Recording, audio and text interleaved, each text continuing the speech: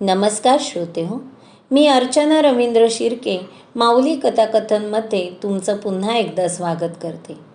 आपण ऐकत आहोत राधा, लेखक समर. दुसऱ्या दिवशी मला सकाळी 10 वाजता रेल्वे स्थानकात पोहोचायचं होतं. त्यामुळे मी 7:30चा गजर लावला होता. अंघोळ आणि नाश्ता करून मी निघणार होते. गजर ऐकून मी डोळे उघडले. सूर्याने डोकं वर काढलं होतं. मात्र मी पडदा लावल्याने सूर्यप्रकाश खोलीत डोकावत नव्हता. पलंगावर आळस देत असतानाच मी फोन उघडला आणि माझ्या डोळ्यांवर विश्वासच बसला नाही. मी स्वप्न बघते की खरोखर त्याचा मेसेज आला आहे हे मला कळतच नव्हतं. रात्री 1 वाजता त्याने मेसेज केला होता. मला तुझ्याशी बोलायचं आहे. मला काहीतरी उपाय शोधायलाच हवा. मी असं राहू शकत नाही. तो मेसेज पाहून काही क्षण माझ्या हृदयाचे ठोके वाढले. त्या क्षणी माझ्या मनातल्या अकल्पनीय गोंधळाला मी आता 3 मुद्द्यांमध्ये मांडते. प्रथमतः त्याला माझ्याशी का बोलायचं आहे, असं तो काय बोलणार आहे असे प्रश्न मनात आले. दुसरी गोष्ट म्हणजे मनात नवी आशा निर्माण झाली. तो उपाय शोधायला तयार झाला आहे हे पाहून आनंदाचा सुखद धक्काही बसला. आणि तिसरी बाब म्हणजे हे वाक्य ऐकून एखादं वाळलेलं झाड पुन्हा टवटवीत झाल्याप्रमाणे त्याविषयी वाटणारं प्रेम पुन्हा प्रफुल्लित झालं. इतक्या दिवसानंतर त्याला अचानक हे कसं सुचलं असावं. इंस्टाग्रामवर मी अनेक स्टोरीज टाकल्या होत्याच. त्या बघून मी वाराणसीत आहे हे त्याला समजलं होतंच. इतके दिवस मी महाराष्ट्रात असताना जे सुचलं नाही ते मी इथे आल्यावर कसं बरं सुचलं असंही वाटलं. मी त्याला रिप्लाय दिला नाही. माझ्या आत्मसन्मानही मी जपायला हवं असं मला वाटलं. त्याच्या मनात येईल तेव्हा नातं तोडणं आणि जोडणं हा पोरखेळ आता 8वी-9वीत असलेल्या नव्या पिढीलाही जमत असेल. पण मी इतकीही लहानही नव्हते आणि अपरिपक्व तर नव्हतेच. बरं, मेसेज करणं हा काय प्रकार आहे? 25 वर्षाचा मुलगा कॉलेजमधल्या मुलासारखा मेसेज काय करतोय? हा आयुष्याचा प्रश्न आहे. लग्नाबाबत बोलायचं असेल तर माणसाने किमान फोन तरी करावा. शक्यतो प्रत्यक्ष भेटावं. त्यामुळे इतका महत्त्वाचा विषय व्हॉट्सअपवर बोलावा असं मला वाटलं नाही. मी नियोजनाप्रमाणे वेळेत चेकआउट करून बाहेर पडले आणि वाराणसी रेल्वे स्थानकात पोचले. ट्रेन अर्धा तास उशिराने धावत होती. त्यामुळे अर्धा तास तिथेच प्लॅटफॉर्मवर बसायचं होतं. तो एक कंटाळवाणा आणि विचित्र अनुभव होता. कारण सौंदर्याचं साधक येता जाता व्रताचं पालन करत होतंच. तो अनुभव कोणत्याही स्टेशनवर येऊ शकतो. गर्दीत वासना लपवता येते. गर्दीत वासना उफाळून येऊच कशी शकते हे मला लक्षातच आलं नाही, ना माझ्या मैत्रिणींना. बरं, लांब कुर्ता घालून त्यावर ओढणी घेऊन उभे राहिले तरी बघणाऱ्यांना चेहराही पुरतो. कधी कधी नेमकं तुम्हाला काय हवंय ते मर्दासारखं सांगा तरी असं म्हणावंसं वाटतं. पण कोण कोणाशी डोकं लावणार? स्त्री पुरुषातील आकर्षण हे आकलनीय बाब आहे. शेवटी आपणही प्राणीच आहोत आणि काही भावना निसर्गतःच आपल्या मनात येतात हे सुद्धा मी समजू शकते. पण प्राण्यांच्या इतर जातींमधील नरही सतत वासनेलाच कुरवाळत बसतात का? बहुधा इतर प्राण्यांच्या जीवनापेक्षा मानवी जीवन सुरक्षित आणि स्थिर असल्याने फावल्या वेळात किंवा येता जाता पुरुष असा विचार करू शकतो. मात्र त्यालाही काही मर्यादा. असो, अर्ध्या तासानंतर ट्रेन आली आणि मी मथुरेकडे प्रस्थान केलं. प्रवासात मी खिडकीतून दूर एकांतात गुरफटलेले डोंगर बघत होते. पण वाराणसीत पाहिलेलं एक एक दृश्यच पुन्हा पुन्हा माझ्या डोळ्यांसमोर येत होतं. माझं त्या डोंगरांकडे झाडांकडे लक्षच नव्हतं. चाकांचा तो कर्कश आणि सतत येणारा आवाजही मला एका वेगळ्याच ध्यानावस्थेत घेऊन गेला होता. काही क्षणांसाठी मी आत्ममग्न झाले. रोहितच्या मेसेजमुळे माझं ध्यान खुंटलं. त्याचा मेसेज होता क्वेश्चन मार्क, एक कोरं प्रश्नचिन्ह. मॅनेजरच्या मेसेजला उत्तर न दिल्यावर मॅनेजरने एकही शब्दाचा वापर न करता केलेल्या मेसेजसारखा तो मेसेज होता. तुम्हाला वाटेल की मला त्याची प्रत्येक गोष्ट खटकत होती का? हो, अगदीच. भावनांमध्ये अडकून आणि अडकवून ऐनवेळी कुणी लग्न करण्याला नकार दिला तर त्या व्यक्तीचा राग यायलाच हवा. तो कितीही जागृत, विवेकी आणि स्त्रीवादी असला तरीही त्याच्या हातून नकळत एका मुलीला अंधारात ठेवल्याचा अपराध घडलाच होता. मी त्याला अपराधच म्हणेन. कारण माझ्या तारुण्याची 3 वर्ष मी पूर्ण होऊ न शकणाऱ्या स्वप्नांसाठी अर्पण केली. त्याच्या एका स्पष्ट आणि ठाम वाक्यामुळे मी इतकी स्वप्नच पाहिली नसती. ते वाक्य न उच्चारणं हा भावनिक अपराधच. मथुरा. श्रीकृष्णाने कंसाचा वध करण्याचा पराक्रम केला तो इथेच.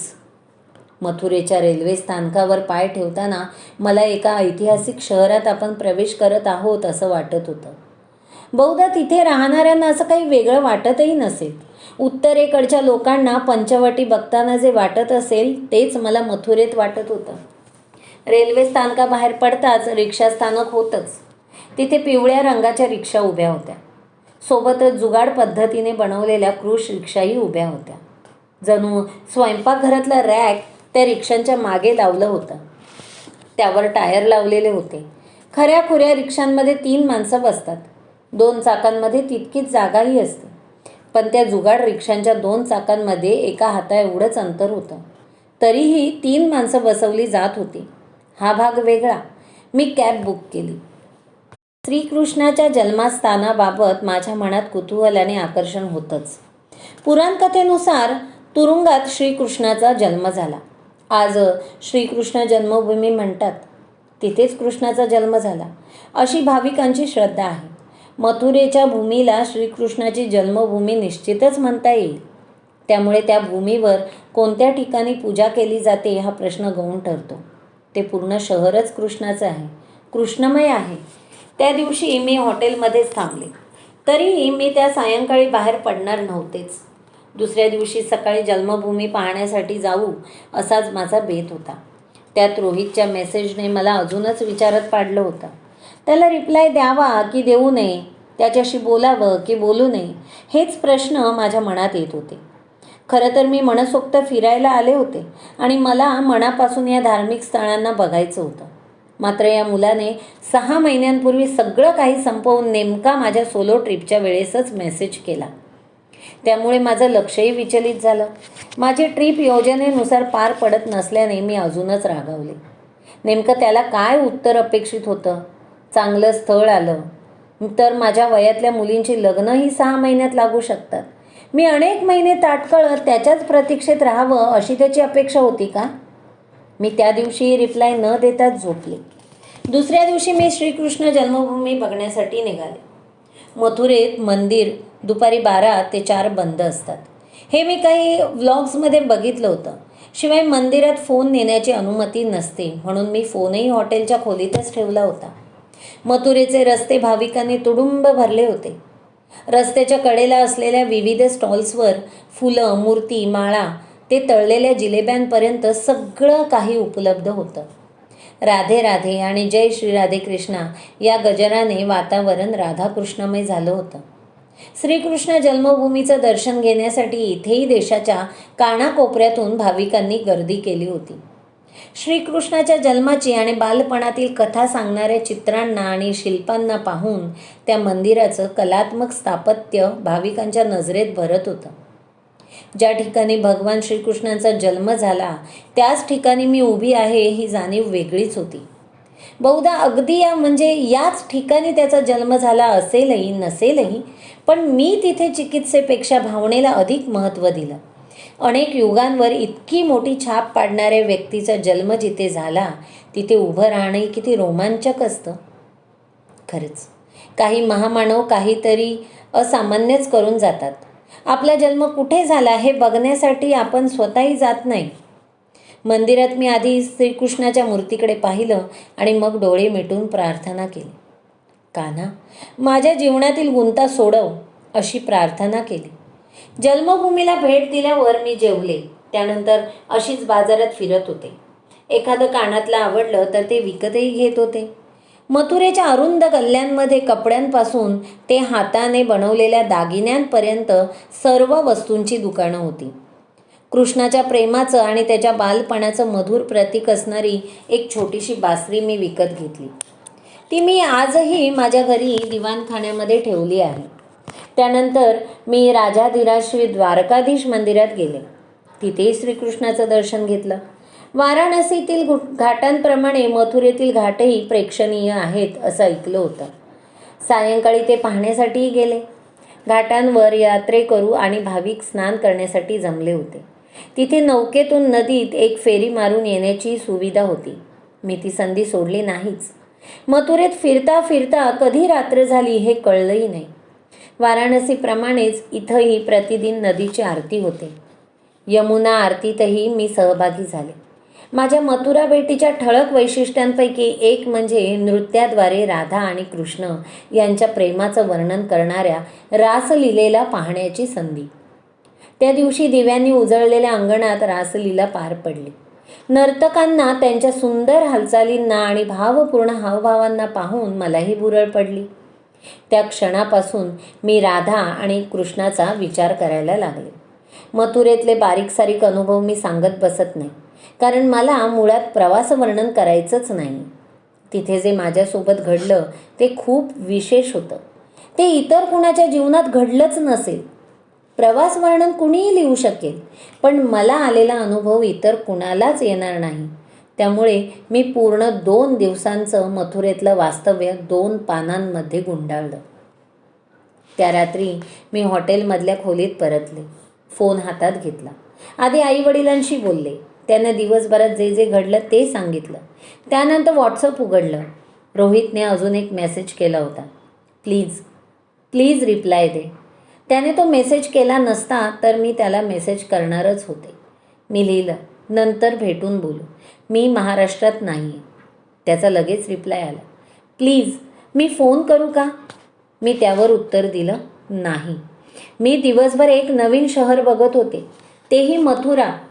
दिवसभरात पाहिलेलं सगळं काही पुन्हा एकदा आठवून स्मृतीत अगदी नीट कायमस्वरूपी साठवायचं होतं. मी त्याच्याशी बोलले तर मी सगळं विसरेन आणि पुन्हा आमचाच विचार करत बसेन असं मला वाटलं. फोन करूनही काय झालं असतं? मी भेटून बोलू असंच म्हणाले असते. त्याला काय बोलायचं आहे हे त्याच्या पहिल्या मेसेजवरून लक्षात आलं होतंच. तो विषय फोनवर बोलण्यासारखा नव्हता. त्यामुळे मी स्वतःलाही समजावत रिप्लाय देणंच टाळलं. दुसऱ्या दिवशी मला वृंदावन बघण्यासाठी सकाळीच बाहेर पडायचं होतं. मी सुरुवातीलाच सांगितलं की ती मला भेटेल याची मला मुळीच कल्पना नव्हती. पण आमची भेट झाली.